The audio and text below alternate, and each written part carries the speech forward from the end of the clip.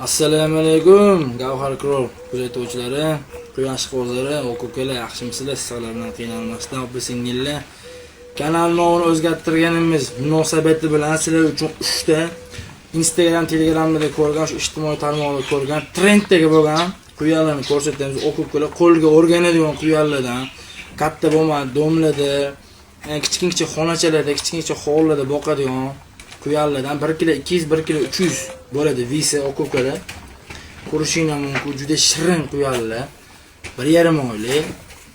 Amamizni men kattaroq 2,5 oylik. Sizlar uchun skidka narxida 150 ming so'mdan qilib beramiz. Agar quyon o'z kanali nomini o'zgargani uchun Gavhar Krol nomidan chiqsani 130 ming, sizlar uchun 120 ming so'mdan qilib beramiz o'quvchilar. Ko'rib turibsizlar, shirinligini qarang bu quyonlarni.